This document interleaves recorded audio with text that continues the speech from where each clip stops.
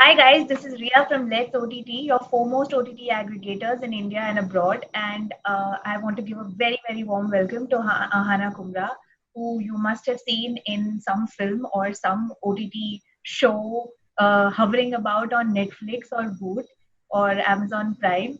Ahana, how are you doing today? Hi Ria, I'm good. I'm feeling great. Yeah, it's an off day, and today I'm like interacting with everybody and talking about what I feel and how great it is to be recognized. And yeah, it's a good day. Great. I'll start with congratulating you, of course. You just won the Best Actress India Award at the Asia Academy Creative Awards for Marzi on Voot Select. It's such a great honor, such an achievement. I'm sure, I mean, everybody must be asking you, how do you feel? And you must be feeling great about it. But, does it feel like you finally arrived now that this award has been bestowed upon you? As I think the great Satyadeep Dubey had once said, satisfaction is death. And I think most actors who have worked with him know what he meant when he said that. And you should never be satisfied. You should never feel that you've arrived. Every role, every accolade, every validation just means that you have to even work harder because there's more expectation attached with you. And you all obviously have to be a little more responsible about the roles that you choose, because you have a responsibility towards your audiences. So yeah, you never arrive. Yeah, you just keep working hard. You just keep staying at it, and you keep doing the roles that come to you. And yeah, you just take every day as it comes. If everybody thought they had arrived, Mr. Bachchan and Nasiruddin Shah would not be working till now, till date. Exactly. So true. You've, of course, spoken about responsibility towards the audience, about the kind of roles that you bring to life. Marzi also centers around a very harsh subject. It centers around date rape, consent, sexual assault, and abuse and violence against women. Yes. What is the kind of nuance that you had to bring to the role? Because it's emotionally and physically really taxing. I was very unpleasant when I was shooting for Marzi. First of all, I have to really be grateful to the makers for bringing me the show, because I always usually get cast for roles which are very powerful, which are very like, oh, she's like this girl who's not going to take no for an answer, and she's somebody Yeah. who's gonna kick somebody's ass, and she's. I always get those parts because they come so easily to me, and they're very naturally because of the way I look, because the way I am, because of the kind of personality that I have. So those come very easily to me. But I think, having said that, they thought of casting me in a role which was vulnerable, which my character that had anxiety, my character that had borderline depression. I think in the lockdown, a lot of us have felt a lot of things, Yeah. and and this became such an important conversation over the period of lockdown. Mm. And so to be able to even cast somebody like me in a role like that, I think interestingly thought. I would have never imagined anybody calling me for that kind of a role, for sure. Mm. And when I watched the original, even then I saw like how well the actress had portrayed the part. And it was a story that was based out in the outskirts of London. Mm. And I think it was Sussex or somewhere. And it was, it was the same. I was like, wow, like this can happen in India, this can happen anywhere, so it's such a universal story about violation. When the show came to me, I knew that that 80% of the time the camera is going to be on my face, so that's my responsibility to be to be able to take the story forward, to be able to. And I really felt like what heroes feel like, because most of the times when you see Hindi films or anything, they have like the cameras on the male and protagonist at all times, and Yeah. how they have to really like take the story forward, and how they have to like move the story. So uh, that responsibility I knew was coming attached with this show. Again, a conversation which is very relevant in today's times, which is about violation. All of us feel violated at some point of time in our lives. Do we really voice our opinions against it? Do we say anything? What do we feel? How do we take that battle forward? That again was a conversation that needed to be had Yeah. through the show. I was very unpleasant during the course of the shoot. I was very aloof. I was very distant during the shoot, because that was the nature of the show. That was the nature of the part. I could not be going like cackling on set, having fun with people, and then going into shoot. There was very few days like that, because most of it, at least 80% of the show, was all very angry and riled up. So I had to always watch content that riled me up, always think of things that would annoy me, make me angry, make me feel dissatisfied. So there were lots of emotions that I went through during the shoot of the show. And I really have to give it to my crew, my cast, my director, for letting me really have my space and let me experiment. So I think that it was really a collective effort of everybody that it turned out the way it turned out. You did mention that you people have a tendency to cast you in these kind of roles where the woman is badass and she's not going to take any shit against her. Is this the kind of, do you go that method into every single character? Because I can imagine if this is your headspace in every show or every movie, I mean, you'd be really exhausted by the end of every single shoot. Like, how do you kind of bounce back and then come back? So I've literally been shooting, Touchwood, I've been shooting back to back. I've been doing one show after another, one character after another, and it's been turning out pretty fantastic. And I'm getting to experiment with a lot of roles. Some shows take a lot of beating, other shows don't. In fact, it was so funny because the minute the lockdown got over, I did a sitcom, and which was being directed by Rohan Sippy. And we started shooting in August, and we shot August and September. And I kid you not, that show was just like, we laughed all the time. Right. And we were always happy, we were always laughing, there were always some jokes happening on set. But it was also a lot of hard work, because you realize, because this is the first time I was experimenting with comedy. And I realized that comedy is a really serious business. Yeah. Because everything depends on timing, everything depends upon, you cannot change your lines, you cannot change a word in a sentence, because then that changes the entire meaning of the sentence. So there was so much that I got to learn through my other series. So I just feel like for me, every series, every show has been such a great learning, So if one gives you a lot of emotional trauma and stress, the other one like completely cracks you up. So I guess it's all about like what you choose next, so choose wisely. Wisely, wise words. As you mentioned, Marzi is of course based on the BBC drama Liar. It's an award-winning drama, and the show did go into a season 2 eventually. We don't know much about Marzi season 2, so I'm not going to ask you. But I would love to know from your perspective, how do you see your character growing into the second? I don't know. I usually don't like to delve into these kind of thoughts, because I like to just take a fresh take on it. When the script comes to me, I'll see how Radhika has written it, if Radhika is writing it, and how Anil sir looks at the entire, journey of the protagonist. But I feel that season 2 is obviously going to be far more exciting, because it kind of goes into a space where you don't know who's killed Dr. Anurag Saraswat. And that's where it kind of, dwells into. And I think it's going to become a crime drama post that. I hope not so traumatic as it was in the season 1. But I think it's going to be really interesting. I've been waiting for like season 2 for a while. But this year we're not shooting it. Hopefully next. So yeah. Yeah. Everybody, of course, remembers your spectacular performance in Lipstick Under My Burkha. But the film, I mean, it was like, an indie darling, a festival favorite. Of course, it won a lot of critical acclaim and a little bit of commercial success. But it kind of got this resurrection when it was on OTT. And then you've been doing so many shows. You've done Marzi, you've done Betal, you've done your comedy, which is also on OTT. How has life or your career changed ever since you kind of took this digital route? Something that doesn't happen very easily. Yeah. If I had the only option of doing TV and films, perhaps I would have been playing one character for a very long time on TV.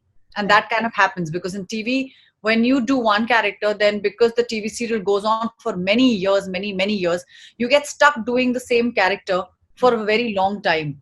And with films, you don't even get to the roles that you want to do, because those roles are not even written for you. Leave a role heroine, uske aaju baaju to becharon ke roles likhe nahi hote hain. But I'm saying ki, like, in films, it's very difficult to get the parts that you want to play. And in television, you get stuck doing the same role for a very long time. So I think OTT kind of like, there was something required in between. There was. And I think OTT kind of bridged that gap, because I feel like the younger audiences could neither relate with films, which were kind of like not making any sense to them. Yeah. They were not relating with television, because they don't watch TV. Yeah. So there was something that I think that there was a space. And I think the OTT kind of filled that vacuum, a lot of your audience, because if you see, on OTT platforms, mostly, the younger audiences came in first, and then they started watching the shows. Then the parents started watching. So it was a lot to do with that. And really, if it wasn't for OTT, the writers would have not emerged as stars. Like today, for me, the actual stars are the writers. They are the ones. If you don't have a well-written show, that's the death of your show. Right. Your show has to be written well, because that's where everybody is really like, like seeing कि अरे यार, वो memes क्यों बनते हैं? Because dialogue इतना अच्छा लिखा. Right. That's why they're memed, and that's why you need, for the memes to work, you need to have your dialogues in place, and the dialogues and the story needs to work. Yeah. Actors are just coming and doing their job. These actors have been there for years. They've all been around. It's just that they were not getting those parts. So we were all like, doing our plays. We were doing like idhar udhar ka kaam. We were doing some chota mota roles in films and here. But I don't think a lot of actors who are now on OTT and are doing successful work on OTT were probably very unsuccessful on television. Right. Or they were not doing any work in films, like really doing small parts. I just think like now they just got the opportunity to show that, that this is what we had and this is what we are bringing to the table. So you really have to be a capable actor to be able to work on OTT, because the budgets are smaller, the time constraints are there. You have to deliver the goods. You have to shoot so much in a day. So you have to really deliver fast and you have to deliver impactful. Right. I love the fact that you mentioned every single medium, and you also briefly mentioned plays, because you are a very, very avid theatre goer and you also participate in theatre. You do theatre in Bombay. Obviously, because of the lockdown and all these restrictions, now restrictions are lifting, so cinema will come back eventually. But theatre is one thing, it's really taking a hit, and it's not just taking a hit in India, it's taking a hit across the world, even in places where theatre is probably more booming than these industries. So as a person who is such a big part of theatre, what is your how do you feel about it? It's so unfortunate. It hits your heart to like a multiple times, and then you multiply that a lot multiple. Because there are times when I cross Prithvi. I mean, of course, it's open. The cafe is open yesterday, which I was very, very happy about. I might go tonight, do darshan. But I just feel like for us, that's been home ground. That's been a place we've all grown up in. I have slept at that place. I've woken up. I've done like festival. I've done like everything. Like I think we've all grown up at Prithvi. We've spent so much time at Prithvi. I don't think we've spent so much time at our houses. Yeah, right. So for us, these are the places that have been our workplaces. That's where we've learned. That's been education. That's been my alma mater or whatever I may call it. Right. I feel like for a lot of us, knowing that that theatre has to go online has been another new avenue. We don't know how to still figure this out. We did a play during the lockdown. I did a play called One on One Unlocked, which was Rage Productions third. So there's been One on One season 1, One on One season 2, third one season. I'm saying one seasons. 1 and 2. Just look what OTT has done to me. So the third one we did during the lockdown. In fact, it's so funny because my phone just showed a photo of my that's a look from One on One. Right. So it was really funny because all of us had to we had to get on Zoom calls.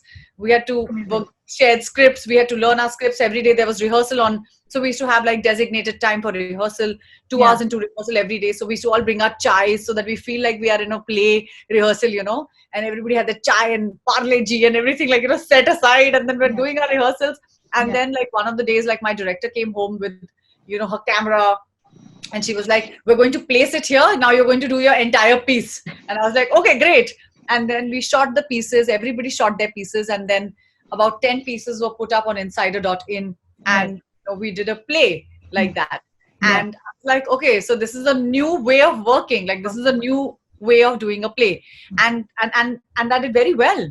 But the thing is that, you still want to play to an audience. You still want to play to the gallery.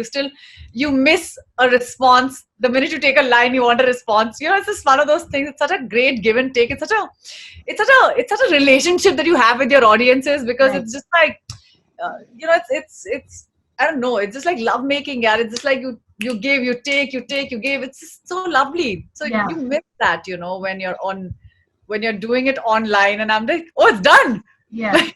I need another show, Yeah, because with but every it show goes. you improve, every audience as you improve. So it's such Yeah. a beautiful love relationship, yeah. Yeah, but just goes to show how adaptable the industry is. And guys, I mean, this is not a question. This is just me talking to the audience, telling them as a person who loves theater myself, I go for a lot of theater. Like, support your local theater groups, go on insider.in and watch these shows. It's very difficult to kind of put Um, them up. I mean, we need audiences like that to support. and so many backstage, or so many people who do our backstage, like I meet them so many times. So many of them have taken up different jobs. We all are Cause. supporting their small businesses because Yeah.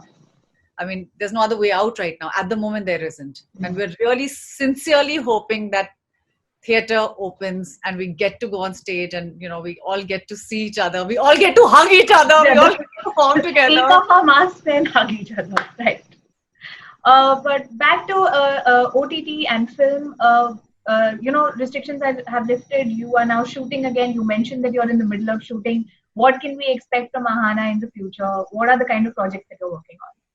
I have just finished my first comedy series called Sandwich, which has been directed by Rohan Sippy. Mm-hmm. And it's a fantastic ensemble. It was really like going back to doing theater. So very, very interesting cast. It had Atul Kulkarni, Zakir Hussain, Divya Seth, Kunal Roy Kapoor, Lubna Salim. Very, very good cast. And we had a great time shooting that. We were literally like, I remember laughing from August straight into September. Like I have only laughed for 2 months. Like it was that crazy. Right. So that's my first stint with comedy, and it's a sitcom which we have attempted, and I think it's turned out quite well. So that should be out soon. I think hopefully Diwali. Right. And I'm doing a show called Call My Agent, which is now being shot, currently being filmed. And let's see how that turns out. That's also a really, really fantastic series written by Hussain and Abbas. Hussain, Dalal, who's a very, very dear friend and, an avid theater lover, So Yeah. we're very excited. It's another very good cast and crew, and we're having a great time shooting it. And anything on the film front? Nothing on the film front. Nothing on the film front. Is that by choice? Nobody's given me any script. Where are the scripts? Guys, give us a Nothing. vote. They So- ask me when they need me. It's Yeah. fine. Oh well, that's the best way. They really feel that they need you. That's the best way to be cast. Guys, go and watch Marzi. It is right now streaming on Voot Select, and hopefully we will hear an announcement on season 2 soon, and then we get to talk with Aahana some more. And go and watch Sandwich when it's out during Diwali. I don't know what platform it's on, but we'll see. We'll see. I'm on You every get- platform. You yeah, can watch you'll on every get to platform. know here. You'll get to know on Let's OTT. And thank you so much, Aahana. It was such a wonderful Thank you, experience Ria. with you. And here's me, Ria, signing off. Thank you. Bye. Thanks a lot, Ria. Take care of yourself. Bye. See Bye. you.